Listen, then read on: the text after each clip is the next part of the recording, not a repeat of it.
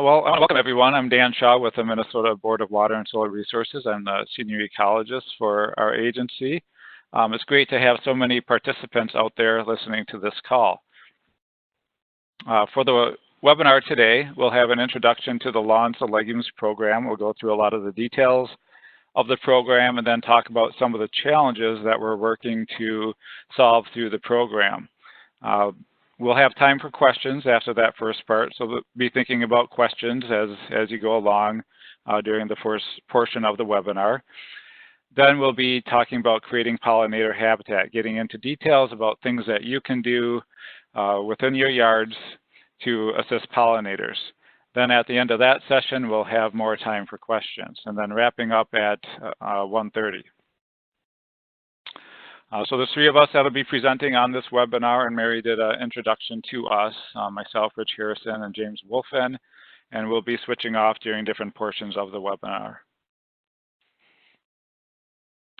This program is a collaboration between the Minnesota Board of Water and Soil Resources, the Blue Thumb Partnership, Planting for Clean Water, and Metro Blooms, which is a nonprofit.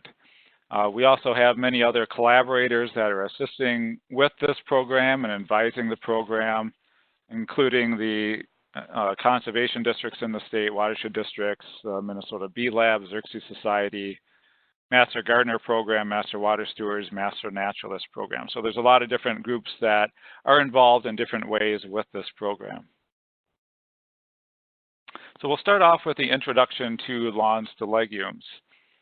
This is a program that's new to the state of Minnesota.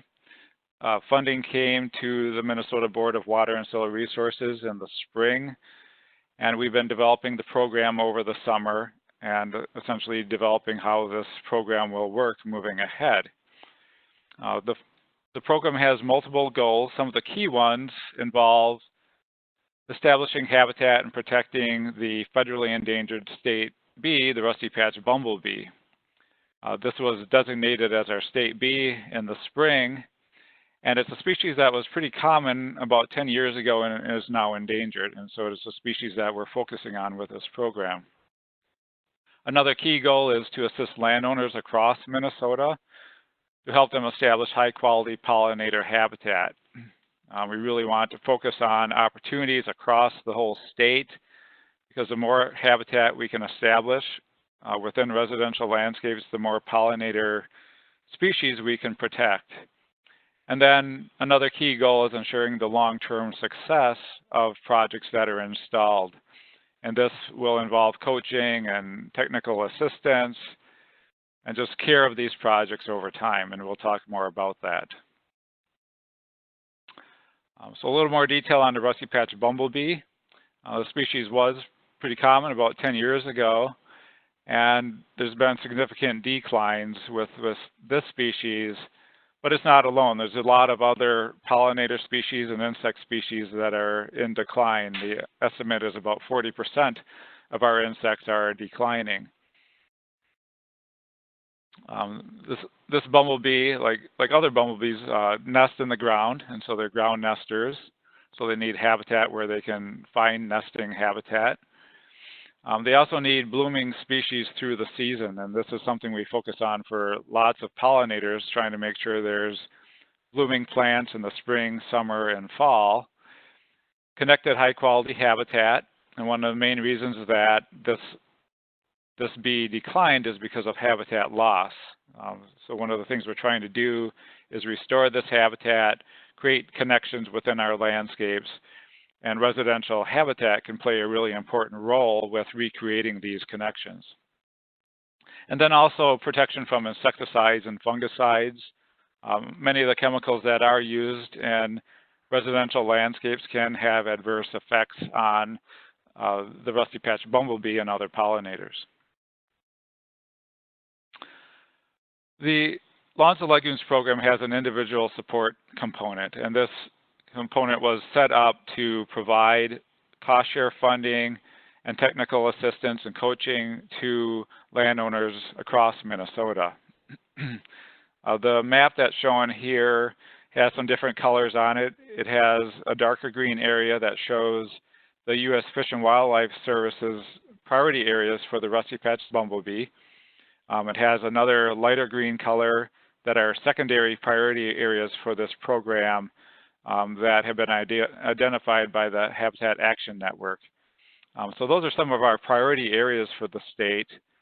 The landowners applying for funding through this program are eligible for $350. There will be priority for landowners within the darker areas on the map, but really anybody statewide is eligible and might receive funding through this program. Funding will be in the form of reimbursements, and as landowners finish their projects, they'll be entering before-after pictures, receipts, documentation of match into a website, and then also mapping their project on an interactive map.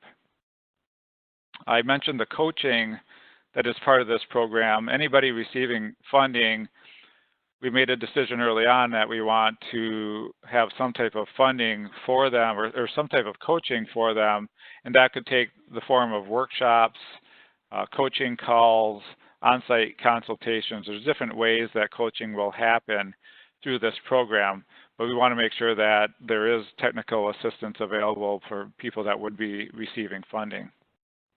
The application period for funding is planned to start at the beginning of December. It's possible to be a little bit sooner than that, but that's our current plan, is to have the registration system set up at the beginning of December and then probably run through February so that we have sufficient time for people to sign up for the funding.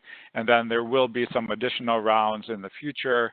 So if you're not funded in the first round, there will be some additional opportunities, probably 2 additional application cycles during the 3-year period of this grant program. As we were talking to landowners during the beginning of this program, we were asking them what their needs were. And there were a lot of landowners that really wanted to get started on installing habitat. People are really recognizing the need with the loss of our pollinators, and that residential landscapes really can provide a really big benefit for pollinator species. So we're hearing from people that they wanted information to help get started. And during the summer, we did develop a habitat guide for the program, and this is up on our Lawns to Legumes website. If you do a search for Lawns to Legumes, you'll find the Board of Water and Soil Resources site that has technical information. There's another link that goes into some resources, so you can access this habitat guide from that website. There's also some planting templates, one shown here for shade gardens. Those are other resources that we've been developing for this program.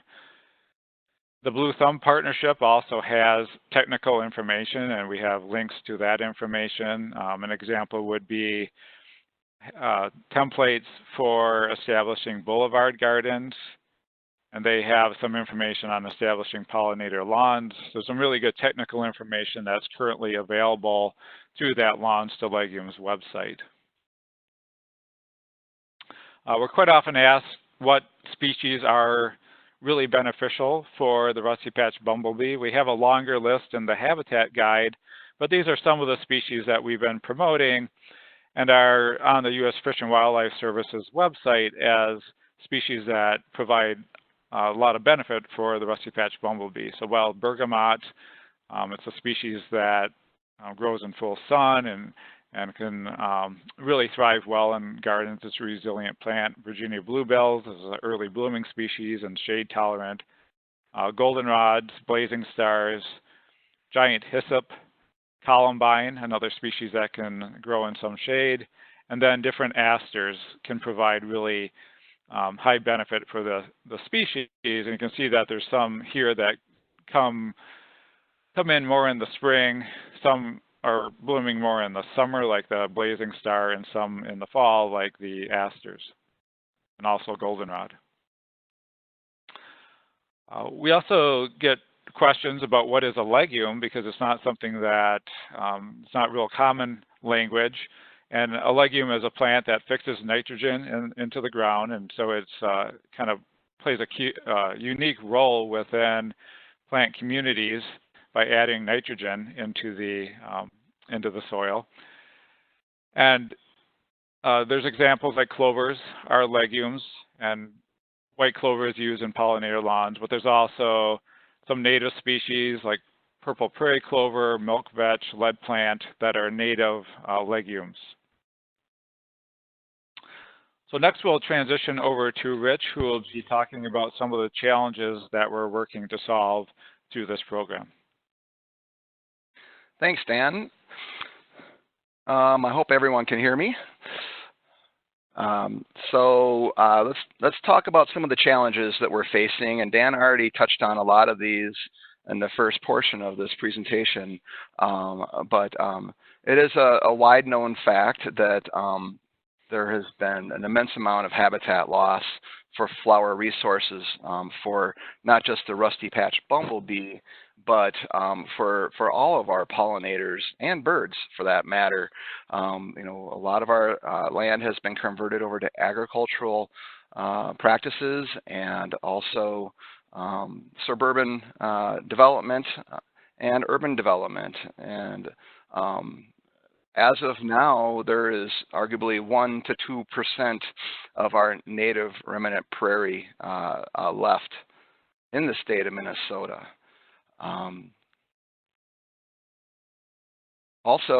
Focusing on the metropolitan area, the 7-county metro area, that trend persists. And so as you can see, there is very little amount of remaining plant communities. And you know, if you live closer to these corridors, you might want to focus on providing some more habitat, but honestly, there's opportunity everywhere that we look. I see urban areas as actually being a very, very strong opportunity for becoming a refuge for our pollinator species. You might notice some themes, and one of them is just the fact that pesticides have played a role, and it's one of the largest risks to our pollinator species. The loss of insects is also leading to a loss of bird species. And I have heard more and more just recently on social media the loss of our bird species. And the Audubon Society has some great resources as well on how to restore your yard to focus on birds. But of course, that also impacts all of our pollinators and the entire food chain. So we want to try to avoid using any pesticides of any kinds. Also, other pollutants in our urban areas primarily affect aquatic insects, and one of them I'd just like to mention, because we're getting very close to snow season here in Minnesota, is salt use and chlorides. And the MPCA has a great program to learn more about that as well with smart salting. And it's just important to understand the fact that 1 teaspoon of salt permanently contaminates 5 gallons of water. The only way to reduce that is through dilution, and so that's a very important topic as well, but that's the only time we'll mention it here. I would just say I would recommend shoveling, chopping, and shoveling, and trying to reduce your salt use. Use grit for traction if you need it. Another challenge that we face is just simply the fact that we have completely altered our landscape. And we've had this watershed mentality. At Metro Blooms, we also focus on water quality and restoring hydrologic function back to the landscape. And as you go through, go ahead, Dan, and hit the button, because we've got a series of arrows that shows how stormwater runoff sheds away from our properties to protect them traditionally, and of course that goes directly to the street and carries all this gunk, it's a technical term, of sediment, nutrients, bacteria, salt, organic matter, and oils and heavy metals that also comes from our brake pads of our cars. And cigarette butts, when I do spring cleanings, I can't, there's so many cigarette butts and plastic straws and plastics that I find. And one thing a lot of people don't realize is that goes directly to our receiving water bodies, untreated, unlike the water that's coming out of our houses. And then, of course, that goes directly to streams, lakes, rivers, And one of the primary pollutants, phosphorus, leads to algae blooms in areas where there's resting water, and that's a serious problem. Also, bacteria loading. A lot of Minneapolis beaches and other beaches in the metro have been closed, and so while this program is focusing on restoring habitat to the rusty patch bumblebee and other pollinators, it also has an immense impact on water quality and how we can possibly capture stormwater as well on our property. Okay. So yeah, we do face a lot of challenges. I mentioned water pollution and high nutrient loading of our receiving water body. Okay. We mentioned pesticides and pollutants. Habitat loss, we stressed and can't stress that enough. Also, invasive species has become a very prevalent situation. The emerald ash borer is a hot topic right now, and the fact that the majority of our ash trees, if not all in the urban areas, are going to be unfortunately decimated by this species. But there's a lot of other species that reduce the amount of native habitat, and we want to address that. The urban heat island effect is another side product of all of our urbanization, and the fact that all the impervious surfaces of roads and buildings are retaining heat. It's much warmer in the city than other areas. Impervious areas increasing not only the volume of stormwater runoff that leads to flooding, but also the pollutants that drain off the landscape. And temperature extremes. We do know that climate is changing and our winters are getting warmer, which also has an effect on the invasive species that are coming in. But it also affects our weather patterns. And so lastly, our weather precipitation is getting much more extreme. We're getting much larger rain events now more than ever. We are in the midst of a record-breaking year with runoff, with precipitation. So these are all challenges that we're facing. Research shows there's more and more research out there that's showing declines of insects across the world, not just locally, and raising alarms. More than 40% of insect species are declining, and Minnesota is one area that is being affected most by climate change, and as our temperatures increase, more and more of our pollinators will be affected. And of course, again, birds that eat insects are also at risk. So this is affecting everything in our environment. And I don't know about you all, but I certainly enjoy observing these creatures. And that's one thing that motivates me, is I just want to see more of these in my yard to, I guess, ease my stress and enjoy them.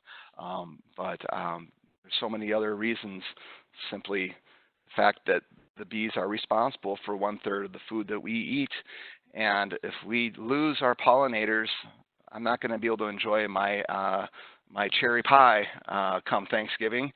There's so many connections to food and to pollinator loss, and we all need to reach deep and think how we can be connected. As we get more and more connected, we'll be more likely to act.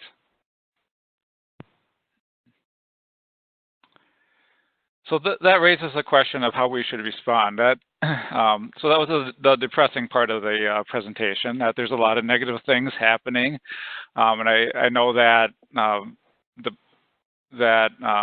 lot of people around the state are really aware of those things that are stressing our environment. And so there's a lot of different things that are at play that are causing stress to our ecosystems.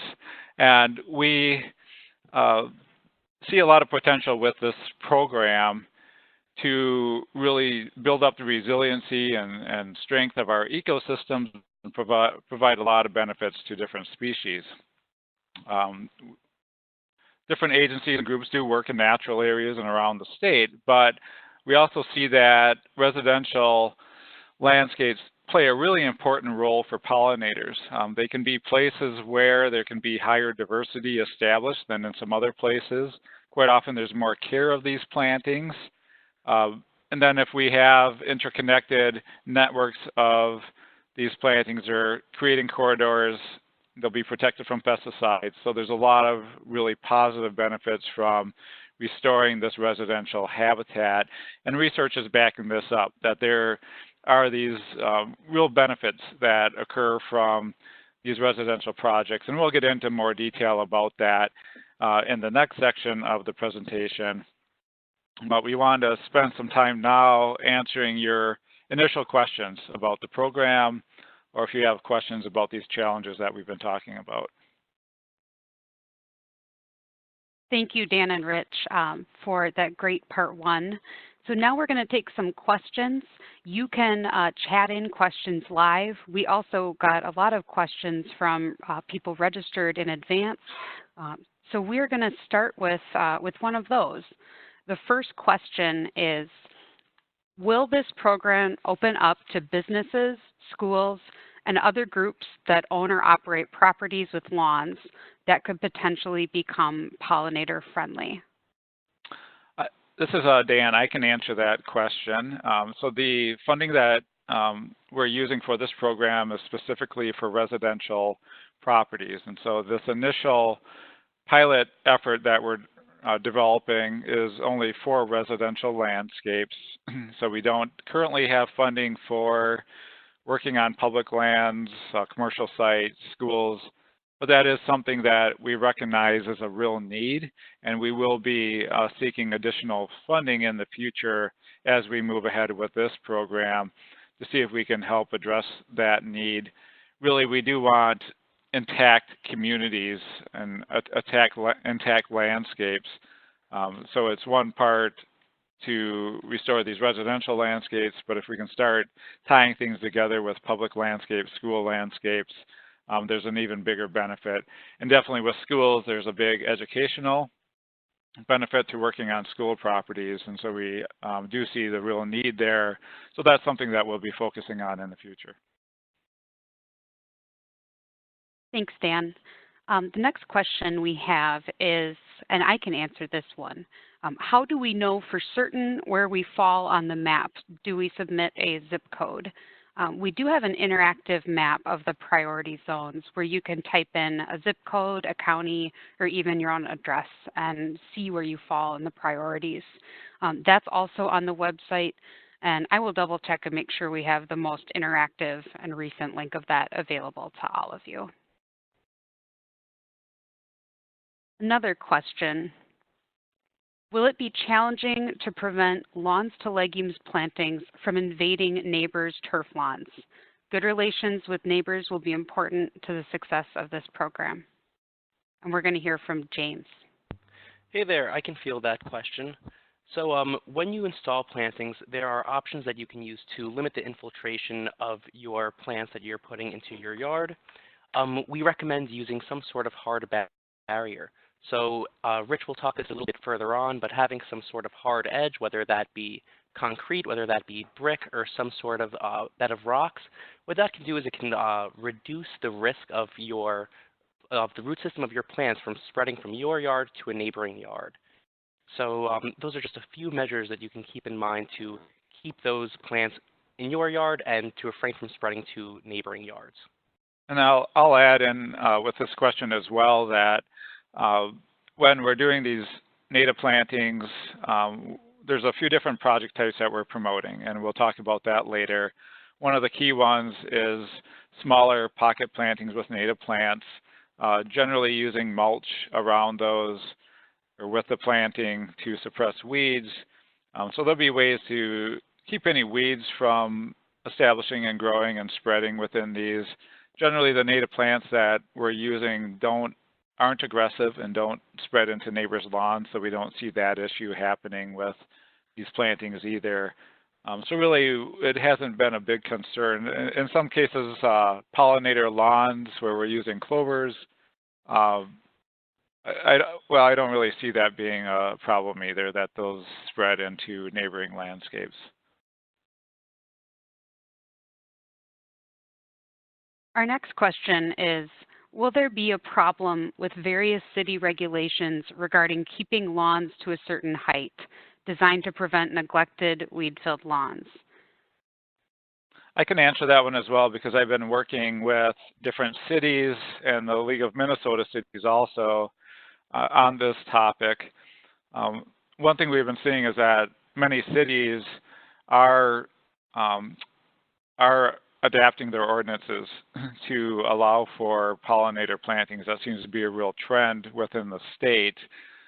We also have about 50 cities that have pollinator resolutions. So they've made a commitment to promote pollinator habitat within their city. For cities that don't have an ordinance that currently allows these types of plantings, we have developed a sample landscaping permit that is on our Lawns to Legumes website that cities can use if they choose to allow these types of plantings that are being proposed through this program. But definitely check in with your city if you're going to be doing a pollinator planting. Make sure that it's fitting their ordinance. If not, maybe talk with them about the sample permit and see if they're open to that idea, and we'd be happy to talk to them more about that as well.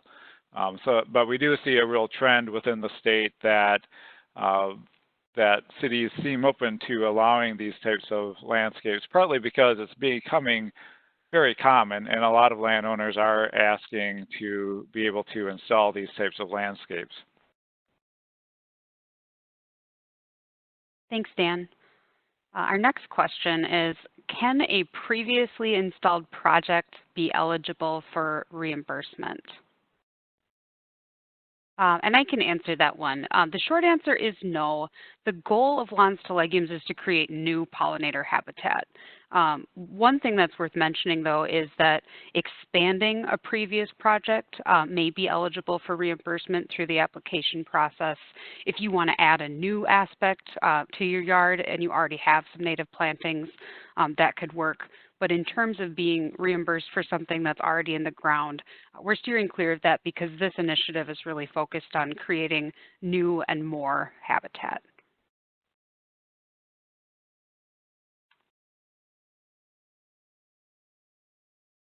We got one question about registration.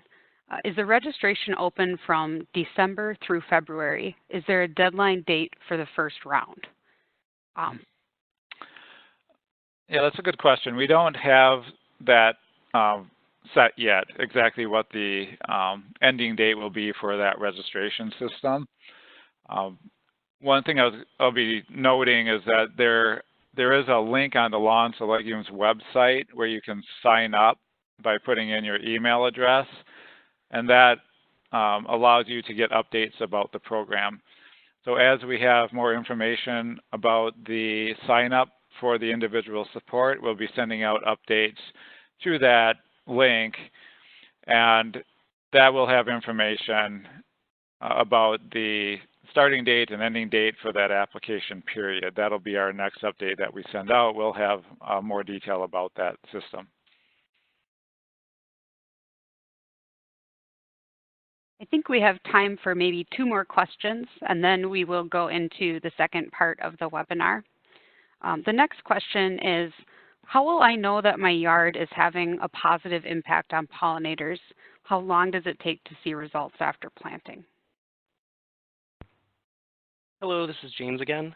So as far as monitoring results, we don't have a concrete monitoring system in place yet, but there are resources that are already in place that you can apply to your own planting. So first, from observation alone, once you have blooming flowers in your yard, on a warm, sunny day, you'll be able to see pollinators stopping for nectar, stopping for pollen, etc. If you want to get something a little bit more specific, especially if you're concerned with the rusty patch bumblebee, there's a really great resource called bumblebeewatch.org. And what that does is it's like a citizen science project where we pair citizens, common folk who just want to observe pollinators, with experts on the back end. And through that program, you can take a picture of a bee, primarily bumblebee, on your phone, submit it to bumblebeewatch.org, and an expert like Elaine Evans at the U of M Bee Lab or some other expert who's proficient in insect ID, bumblebee ID, will give you a positive identification, if possible, for the bee that you photographed.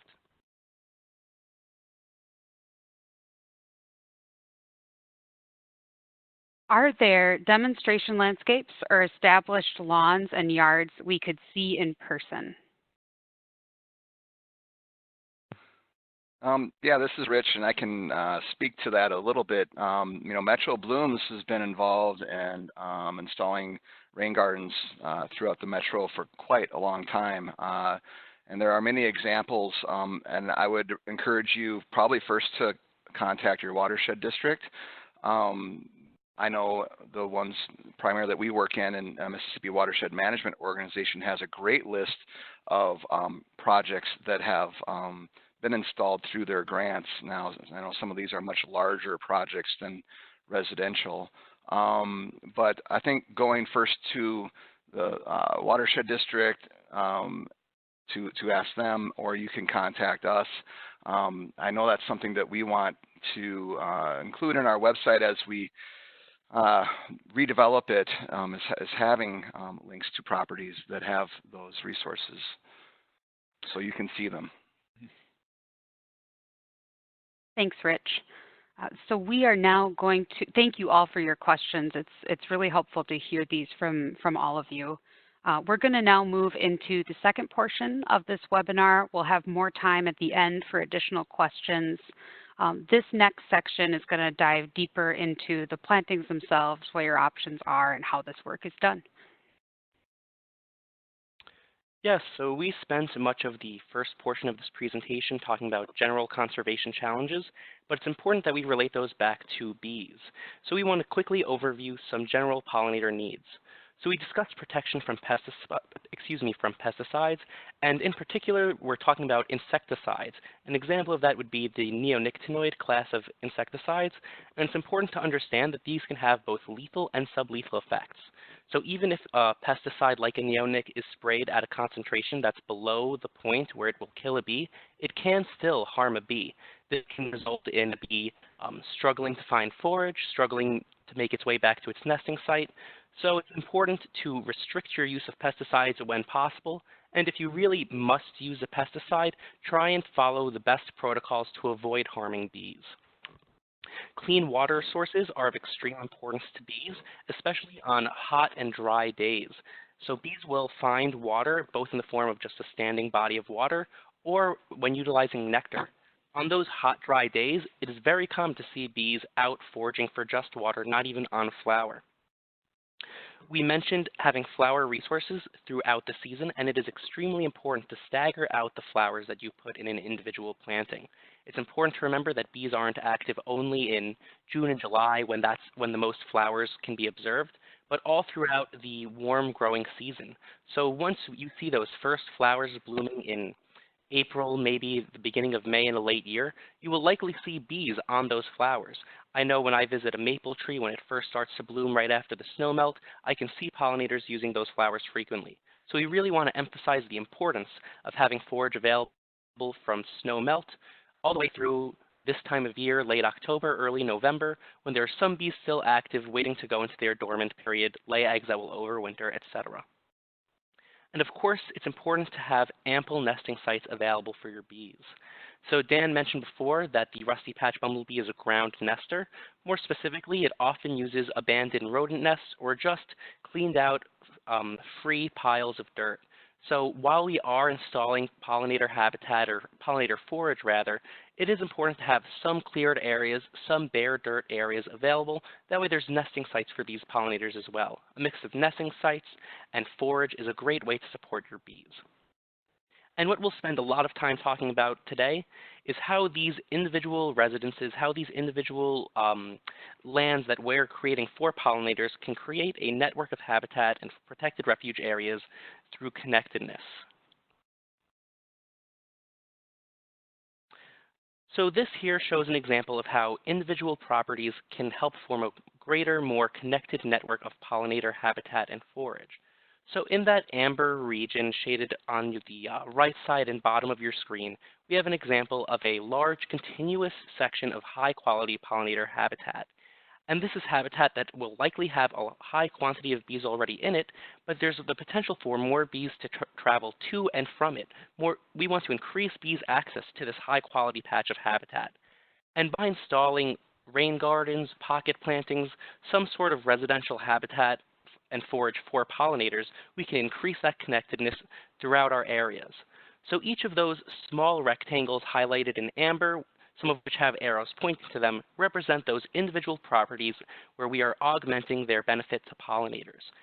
And when we consider that a small bee's ability to travel for forage is about 200 meters, by creating those series of small pollinator habitats, we kind of create patches that a pollinator can jump to A to B to C until it makes its way to a larger, more continuous patch of habitat. So this is where the individual homeowners and their plantings come together. By creating connectedness, we create a more continuous resource for pollinators, a corridor of sorts, to reaching larger patches of high quality area. And we can use the Twin Cities as a case study for this. So on the map furthest to your left, you'll see areas that are highlighted as known high quality habitat areas. Overlaid on top of that are our 200-meter buffers, the known foraging range for bees. So this 200-meter buffer is a distance that small pollinators can fly. So while the rusty patch is a larger bee and may be able to travel further, we want to view this 200-meter range as kind of the minimum threshold for which that bee will travel. And then on the map furthest to your right, we have added in the rain gardens that Metro Blooms has added in, either through rain gardens that Metro Blooms has installed themselves, or that homeowners have claimed, have signed up and said that we have installed these, and the buffers that those include. And what we can see here is that through the installation of those rain gardens, we've really dramatically increased the connectedness of landscape and suitable habitat and forage throughout Minneapolis. So what we really want to do here is compare the map furthest on the left, where our known high quality habitat looks isolated and kind of lots of space between it, to the map furthest on the right, where we look at the efforts of those individual property owners and how those habitats can increase connectedness within an area. So Dan, if we can move on to the next slide here. And as we create this habitat, we want to keep in the theme of resilience. So in general, resilience is defined as the capacity to recover quickly from difficulties, toughness. And when we think of that in the mindset of landscape creation, landscape development, resilience is a measure of a system's ability to survive and persist within a variable environment. And that last portion, that variable environment, is very applicable to today's times. We are in a time that is defined by change. This is both in the form of climate change and human development, and it is imperative that we build landscapes that can flourish despite these changes. And with these resilient yards that we're creating, we want to think about the multifaceted benefits that these can provide to pollinators and both to our societies on the whole. So in addition to providing high quality habitat and high quality forage for our pollinators, we also have the ability to protect water. So Rich mentioned runoff a while ago and all of the conservation concerns associated with runoff. When we install these native plantings, it's important to remember that they have very dense, very deep root systems. And these dense root systems are associated with holding a lot of water. So rather than having that stormwater enter your lakes, enter your rivers as a source of runoff, they get captured by your plants that are craving water, that need water, and they can then serve to promote pollinator forage and habitat. We're also helping to build healthy soils. Improving the soil quality is also important for our plants and in turn our pollinators. And we also want to keep you healthy. So we're keeping carbon out of our atmosphere. We're keeping a lot of that nitrogen and phosphorus that would normally run off away from our nearby lakes and rivers. So it's important to remember that there's multifaceted benefits to this. And finally, building community. Even though we're promoting the building of individual habitats, we want neighbors and communities to come together to create this change and raise awareness for our pollinators. A combined effort is much stronger than a bunch of individual efforts.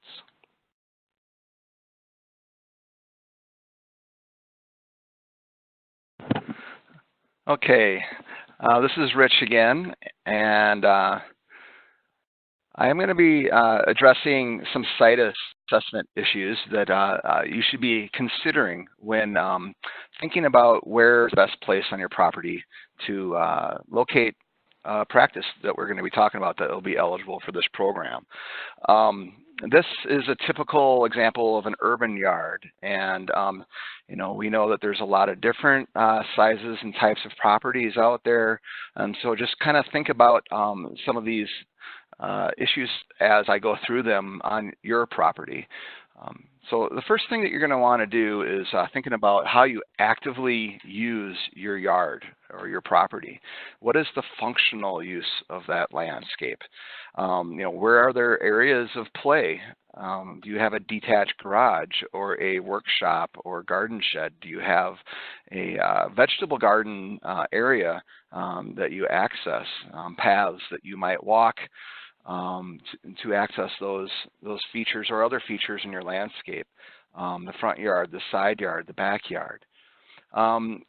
I would argue that we just simply don't need so much lawn, and I would say if you're not actively using your landscape, please consider converting it back to native habitat. And then if there's areas of concentrated stormwater flow that's escaping your property, then please consider implementing a stormwater management practice as well, like a rain garden.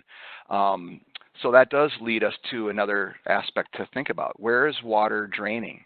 Where does it go? I encourage people to put on some galoshes and a rain jacket and go out in a good downpour and see what's happening. And whenever I'm doing an on-site consultation, I'm trying to see where that stormwater is leaving the property. Lawn has been talked about as being green concrete, and in some cases it might only absorb up to 1/4 inch of rainfall.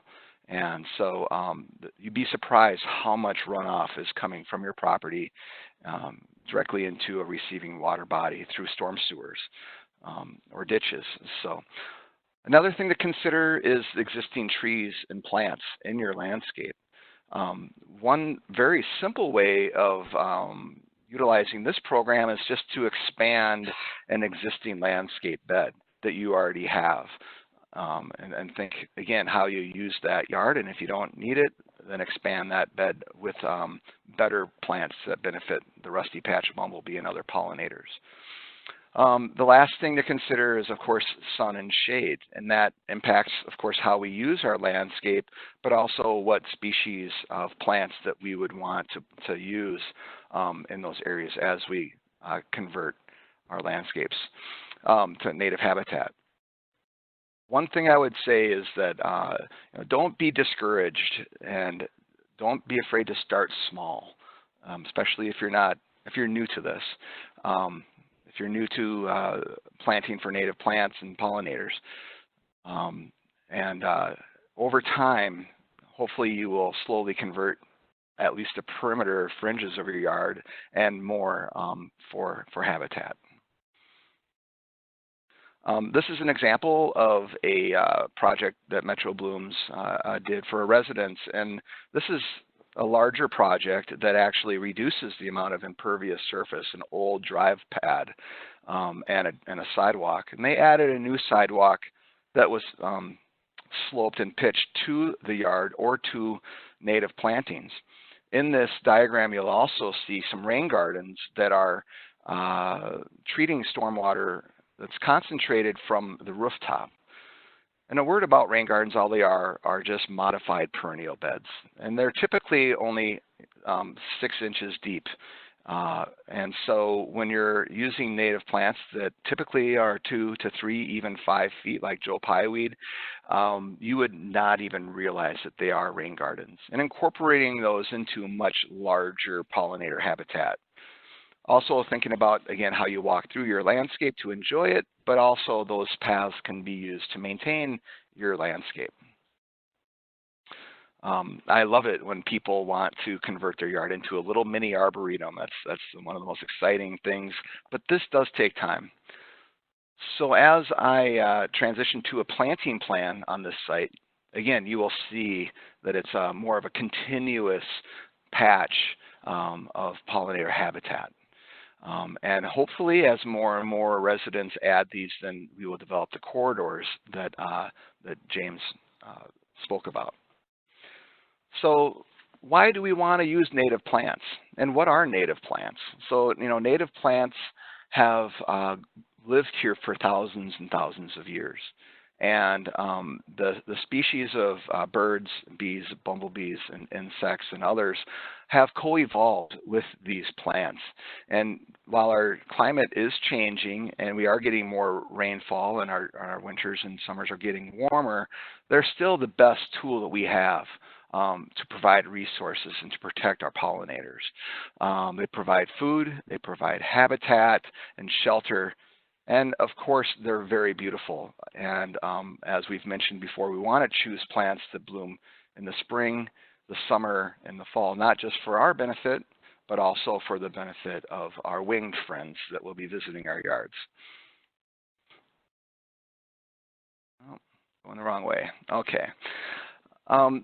This is a diagram that has been around for a long, long time, and it is ageless because it speaks wonders to the magic of the roots of native plants. On the upper left, or in the left side of this diagram, is the root system of turf grass, and I kind of joke that it's the depth of your ear. If you can imagine that, it's like 2 to 3 inches deep, and that's it. The root systems of native plants are very, very deep, and that allows them to be so resilient once they're established. It sequesters an immense amount of carbon in the soil, and it also allows the soil to hold moisture for longer periods of time, so they can survive for longer periods of time.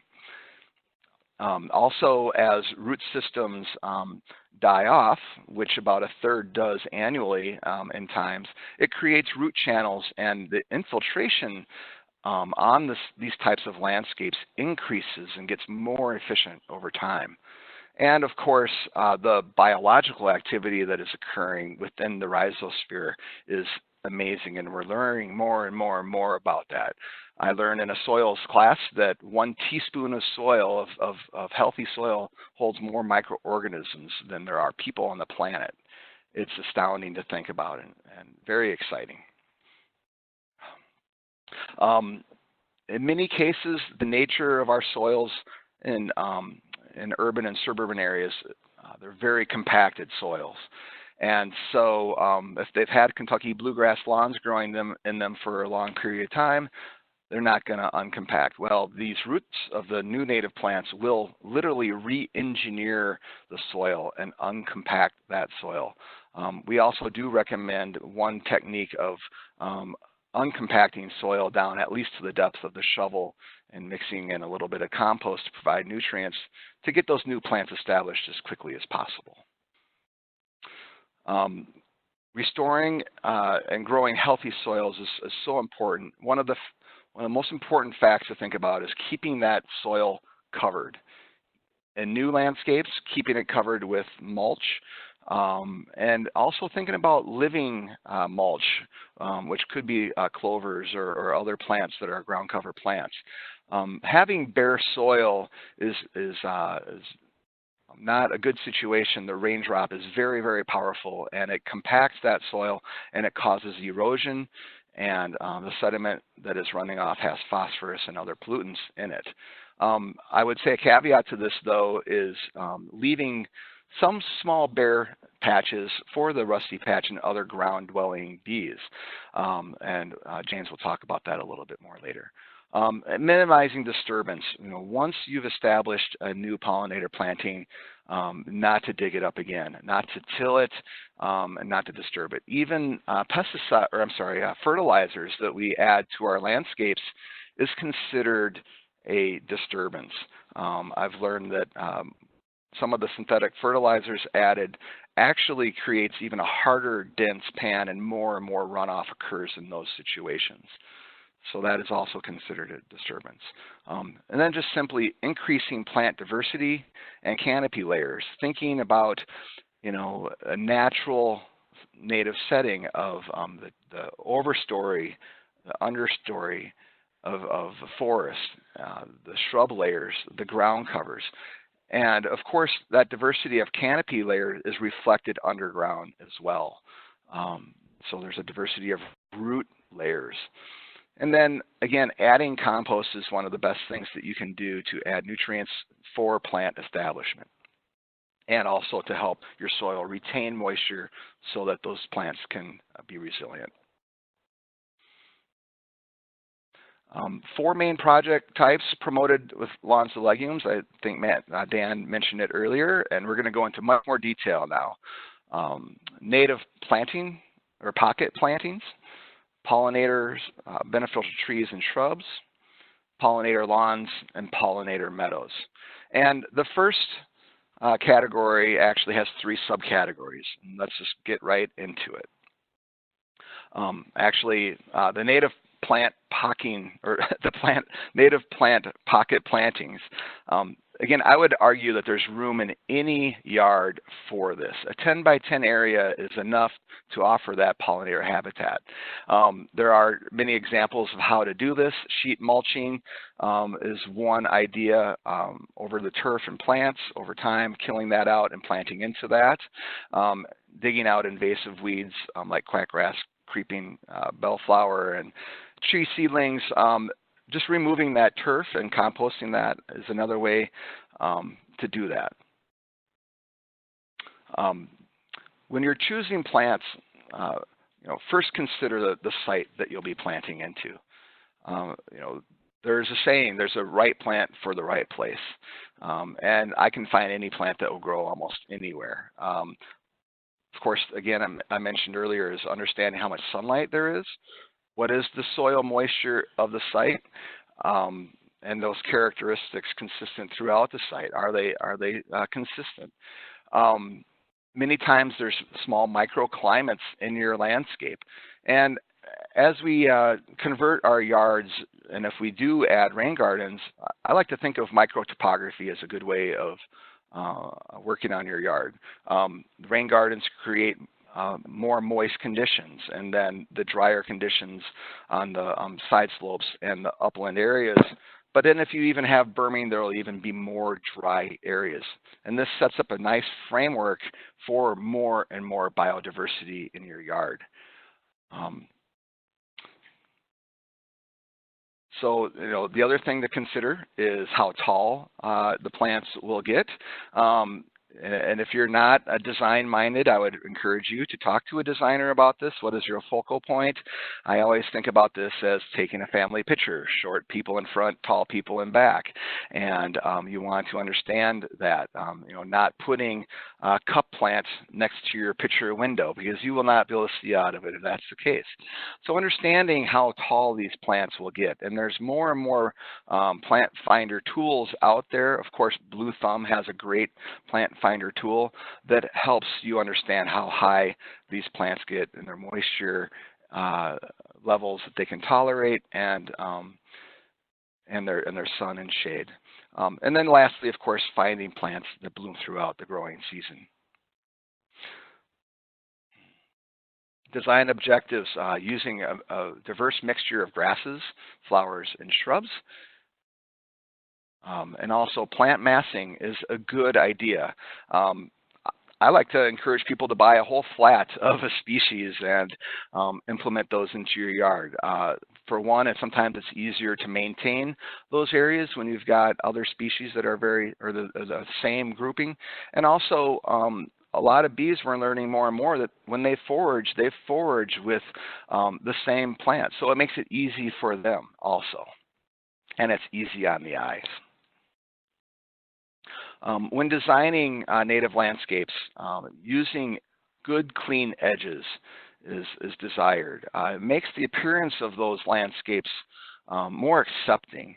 A lot of times native plants do have a wild look, and if we do design with intent, having maybe a brick edge or just a simple clean cut edge, which is of course the cheapest, is a good way, or having just a mowed edge in front is a good way of doing that. Hard edges are your friends.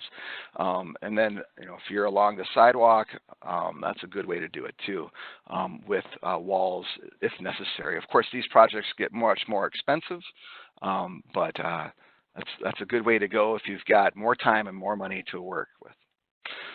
One variation of the pocket planting is a rain garden. I'm not going to go too deep into this, but simply, again, rain gardens are modified perennial planting beds.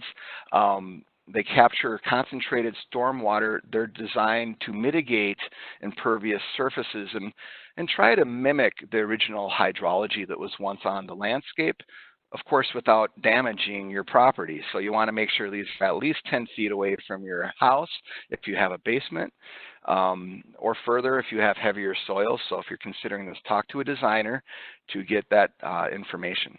Rain gardens have flat bottoms, and that is so stormwater enters them and it infiltrates evenly and efficiently, and of course they are planted with great native plants. The plants that we choose on the bottom can handle wet feet, but we want our rain gardens to be dry within 24 to 48 hours. We do not want them to hold water more than 72 hours, absolutely, because that is the amount of time it takes for the mosquito to incubate. So we do not want mosquito breeding grounds. More information is available on the Metro Blooms and Blue Thumb websites. Okay, James? An additional variation of a pocket planting that we're making available are these boulevard gardens. So in many instances, your boulevard serves as a buffer between an impervious surface and that water has the potential to run off into. So if we think about those images that Rich showed with site assessments, when that water comes off your roof, it flows through your yard and eventually towards the boulevard. In that image in the top left, we see a typical urban boulevard where it's not only planted with grass, but it's planted with grass that is raised above the height of the curb and the height of the sidewalk. What we want to do with these boulevard gardens is both lower the height of the boulevard to increase the infiltration of water and reduce the amount of runoff that enters impervious surfaces and eventually rivers and lakes. But we also want to plant these with native perennials. Now they serve multifaceted benefits. We're benefiting our pollinators by providing high quality nectar and high quality pollen, and we're also reducing that stormwater runoff, keeping nitrogen and phosphorus out of our landscapes.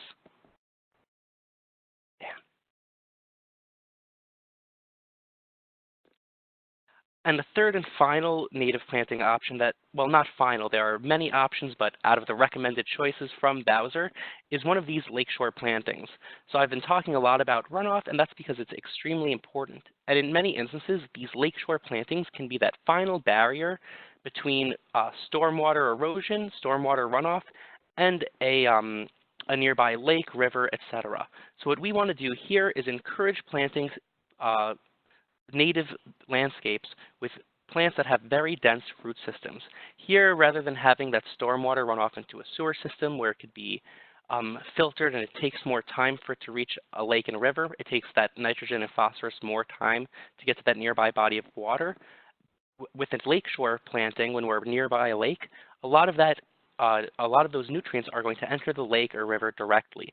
So by installing a lakeshore planting with very dense root systems that's very broad and expansive, we can greatly reduce the amount of those nutrients that enter our nearby bodies of water.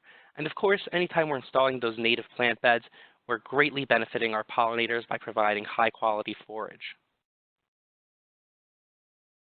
A second option for an individual is planting pollinator beneficial trees and shrubs.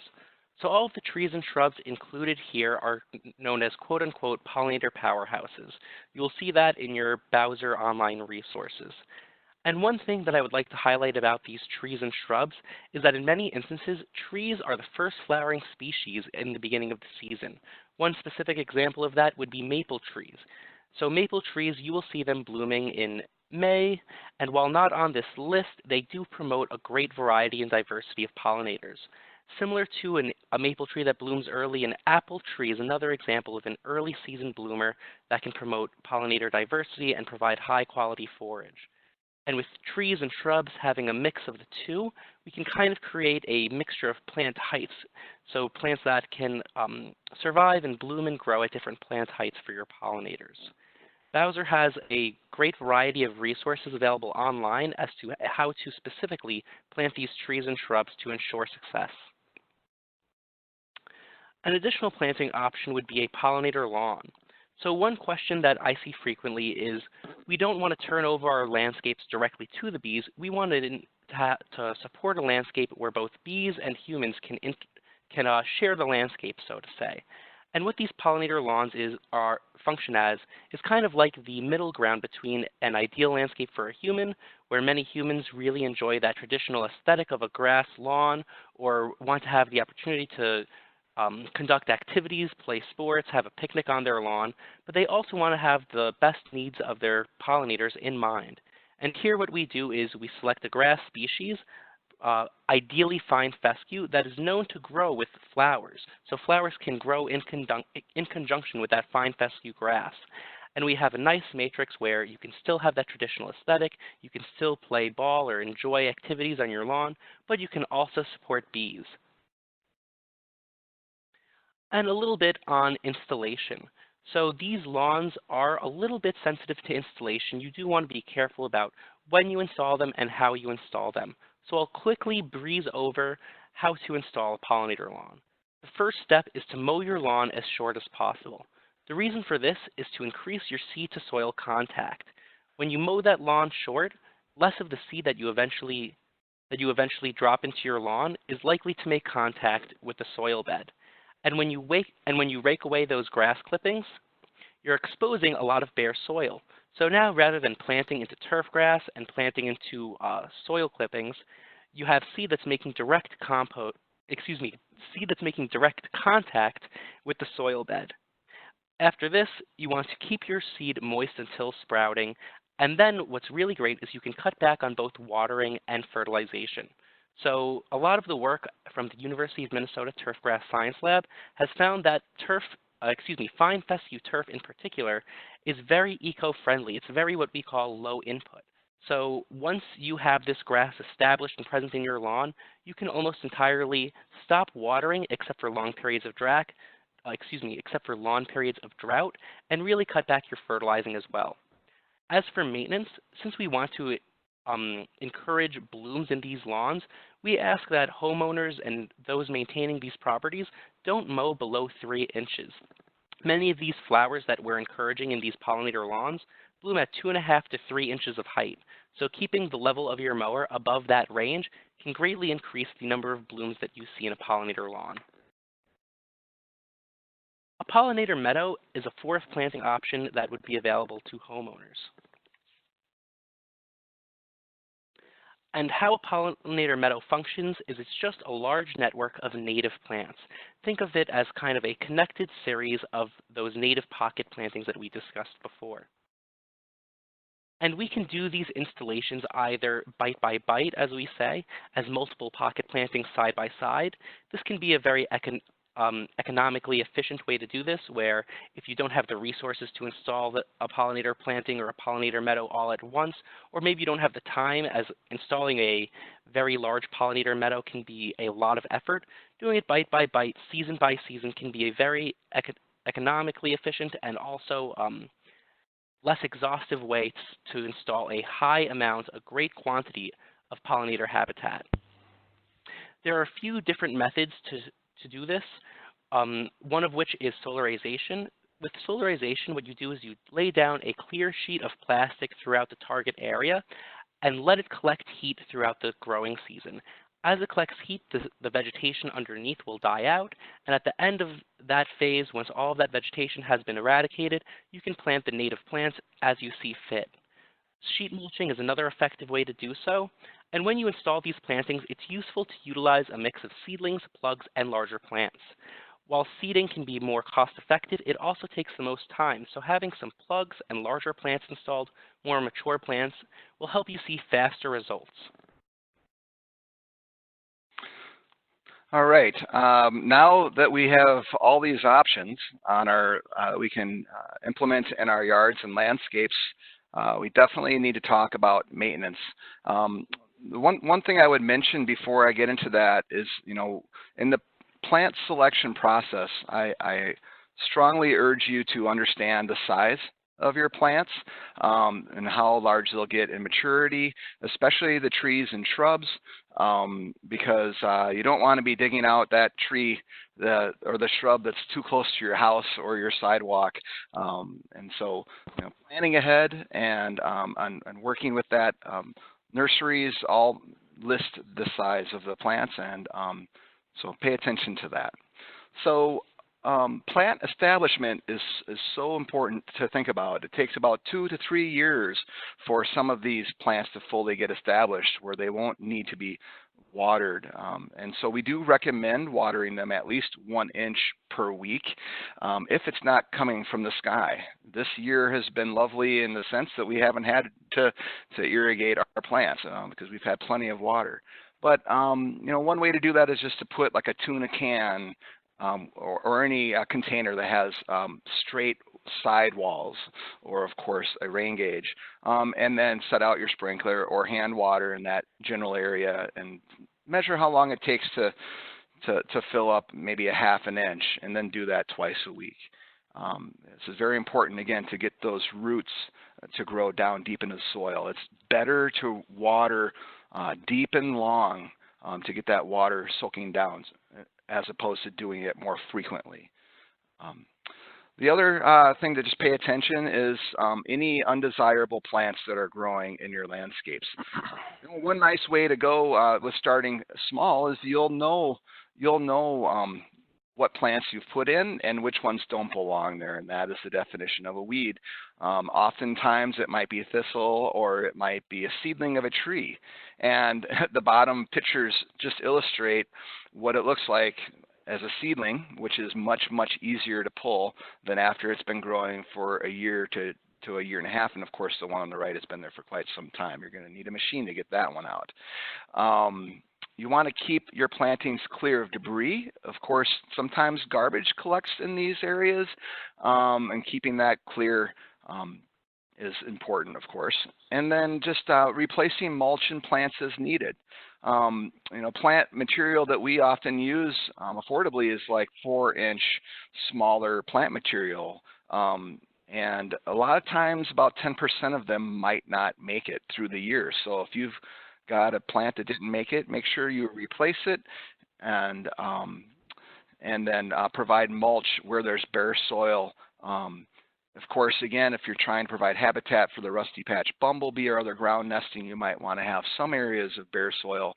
We're also learning that leaf mulch is the bumblebees can get through the leaf mulcher, and sometimes even like pea gravel or rock mulch. But with rain gardens, we want to use double shredded hardwood mulch, and this is keeping the moisture in the ground and also providing that cover. Okay. There's 3 key dates to keep in mind when doing maintenance on your landscapes: Memorial Day, 4th of July, and Labor Day. At the very minimum, I encourage you to get out there. And I'd also encourage you to get your friends involved, get your neighbors involved. There's the saying, many hands make light work, and I'm a fond believer of that. And it's fun to weed once you get into it. I find it's very therapeutic and relaxing, and you will be observing a lot of our wing friends in your landscape while you're doing it. And hopefully you'll see a rusty patch over time as your plants develop. So again, the main points: pull weeds. As your plants do grow, and if they get overgrown, dividing them in the spring is a good idea, and sharing them with your friends and neighbors. You might want to add some new plants. Some of them just didn't work out very well. And then again, mulch as needed. After these plants mature, you should not have to continually add mulch to your landscapes. As long as there's vegetative cover, you won't need to add mulch. And then, of course, it's inspecting for erosion and trouble spots. The earth isn't flat, and so sometimes you might have gully runnels and erosion occurring, and in that case, I would recommend adding rock to those areas, especially of the inlets and overflows of rain gardens if you didn't already plan for that before. We also recommend leaving that plant material up through the winter. We're learning more and more and more about pollinators that winter in the stems of leaves or stems of perennials, and also we're learning a lot that a lot of eggs and chrysalis are located in the leaves in your lawn. So hopefully, as you have reduced your yard to half of your lawn, you can rake those leaves into those perennial planting beds and preserve the life that's living within those leaves. One last thing that we've learned is in the springtime, cutting back the plants after the temperature is 50 degrees, and then again leaving some hollow stems about 18 inches high for those pollinators to nest in. Okay. Okay, so next we'll move on to now what.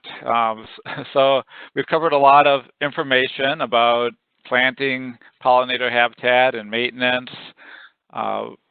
With next steps, I've spoken about the website Lawns to Legumes, that there is a sign up there on the website for additional information. So that would be a good next step if you're not currently on that list for these updates.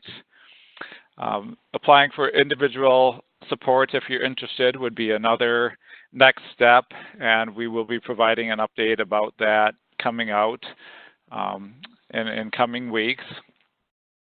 Definitely collaborating with neighbors. We think a real key to this program being successful is going to be neighbors sharing information with neighbors or sharing plants with neighbors.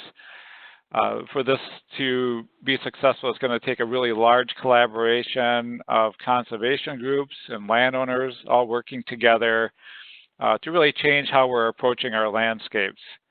And really, you don't need to start with a really large project. In a lot of cases, we do recommend starting small, doing smaller native plantings, and you can always add on to those in the future, especially if you're new to a lot of these concepts and working with native plants. That can be a really good way to begin, just starting with a smaller planting. In some cases, plants can be separated from existing plantings, and those plants can be installed into landscapes. So sharing plants with neighbors, we think, is a great way to expand this program and really get things started within neighborhoods. We covered a lot of challenges in our landscapes, so it's definitely easy to get discouraged about the challenges and what's happening. But we do think there's a lot to be encouraged about. Now, there's so much momentum with this program. There's lots of people already doing this even before this program started. As we drive through different neighborhoods, we're seeing these types of plantings much more often than we used to. So that's really encouraging. So again, start small, find ways to start incorporating some habitat within your landscape. It doesn't have to be a lot, but as we progress over time, we can keep adding more.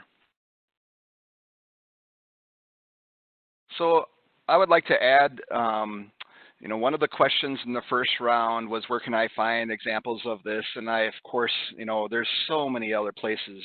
Your local garden clubs, Wild Ones has chapters all over the Twin Cities in Minnesota and even Wisconsin, throughout. So find your local Wild Ones chapter.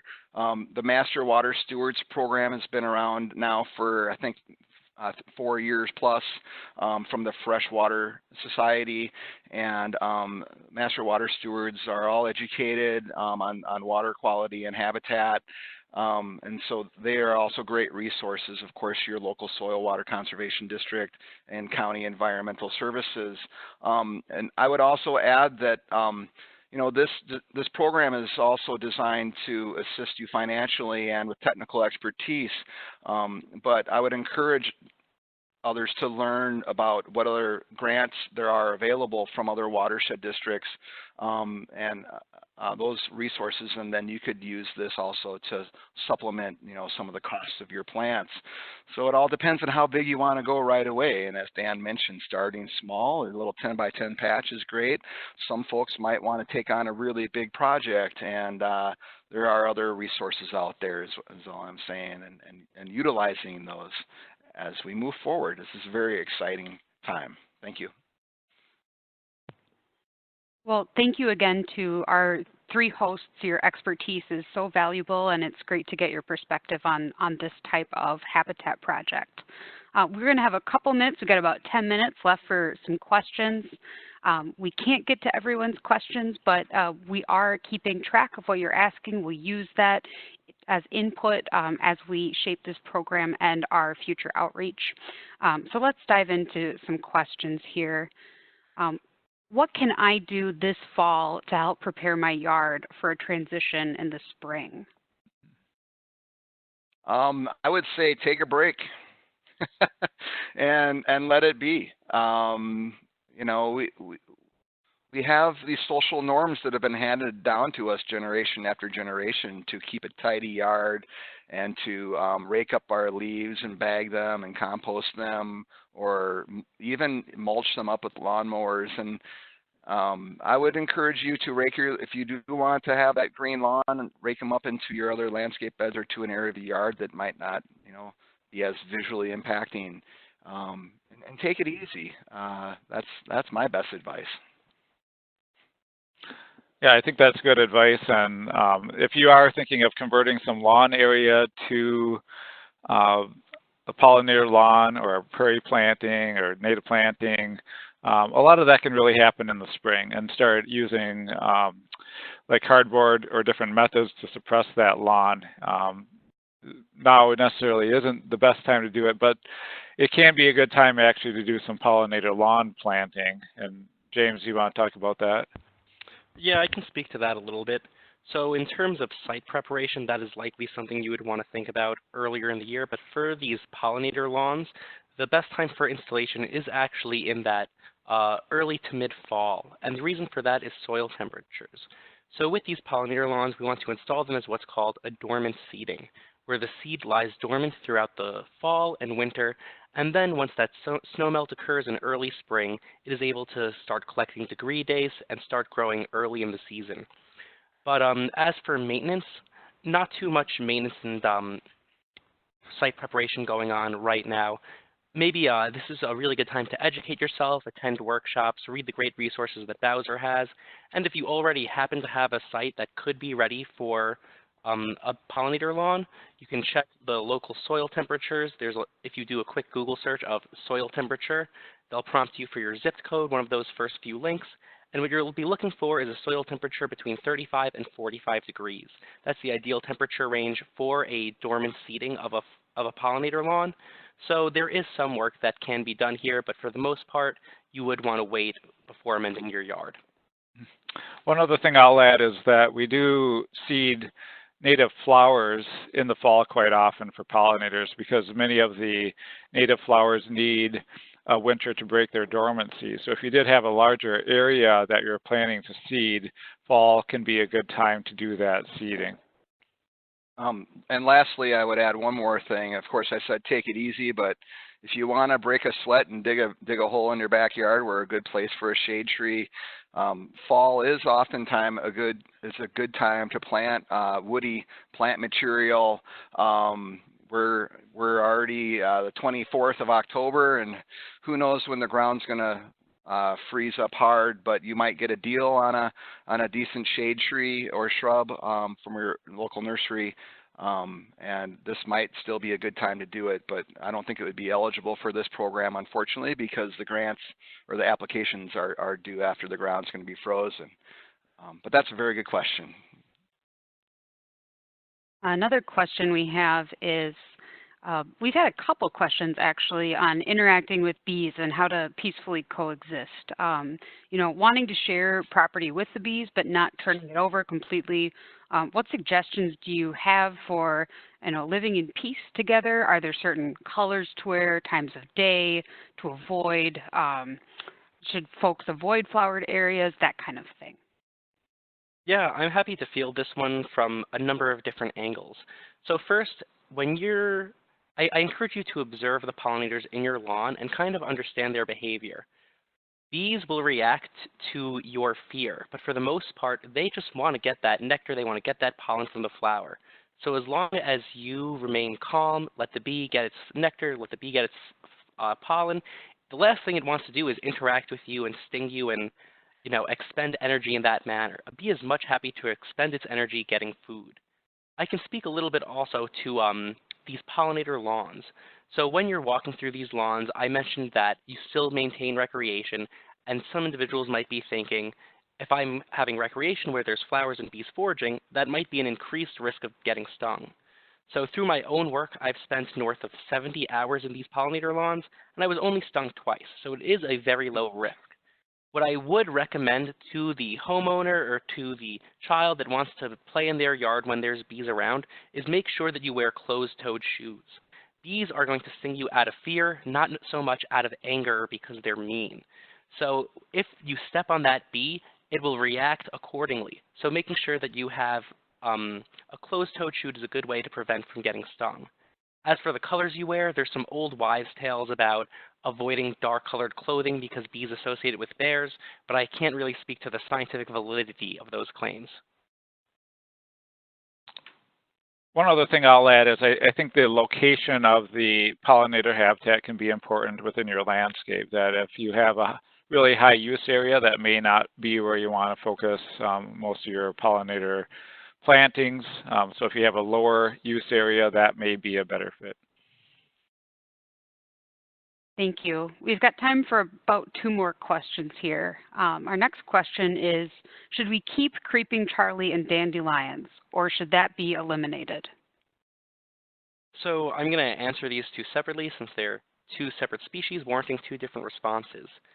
So one thing that Marla Spivak said to me when I started as her student is any flowers is better than no flowers. And one of the things that I quickly learned is that while any flowers is better than no flowers, almost every flower is better than creeping Charlie from a pollinator's perspective. So I want to talk about the biology of creeping Charlie a little bit so that we can all understand why there are better options out there. So first of all, the pollen that comes from creeping Charlie isn't actively available for pollinators. So that's already half of the resources that a pollinator would be looking for that are not available for foraging. And second, it's important to remember how creeping Charlie produces its nectar. So it follows a nectar production theory called the jackpot method, where for the most part, each flower does not produce nectar or produces a very small quantity of low quality nectar. But every once in a while, there will be a flower that has a high quantity of nectar that's very high in its sugar concentration.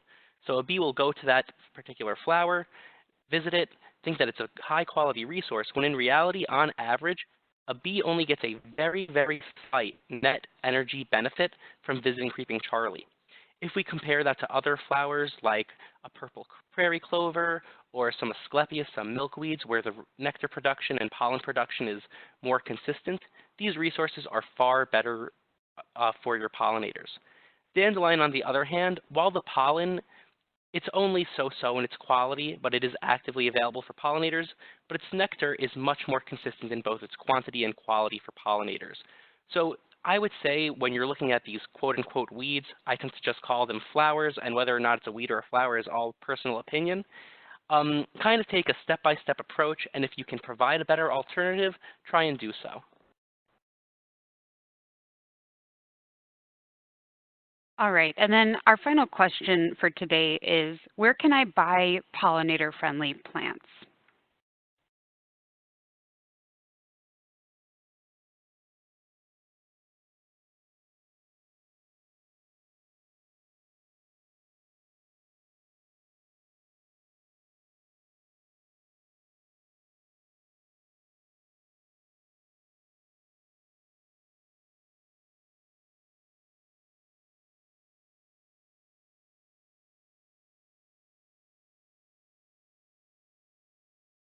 This is Dan. I can answer that question. So we have many native plant nurseries in Minnesota that provide these types of plants that we're looking for these types of plantings. We're looking for plants that aren't treated with pesticides like neonicotinoids. So that's an important consideration. The Wild Ones group has a brochure that we've been using for this program that has a listing of nurseries that don't treat their plants with neonicotinoids. And so that's a good resource that we do have on our website, and I believe it's on the Blue Thumb website as well. So that's a good source. And it's really, I think, helpful to develop a relationship with these local native plant nurseries. They're people that really know this topic well, can provide additional guidance and information to you. Great, thank you, Dan. So that concludes today's webinar. Thank you all for tuning in, for your interest, and for these thoughtful questions. As Dan mentioned, things that you can do next. You can sign up for our email updates. We'll be providing additional information in the coming weeks and months. You can register for an upcoming workshop. We have several of those geared at residents coming up in November. Those can all be found on Blue Thumb's website. And you can take a look at the resources on our webpage, the planting guide, and many other different resources that can help you get an idea of what you want to do and how you want to plan. So we thank all of you for coming and look forward to continuing the work on this important program. Thank you so much.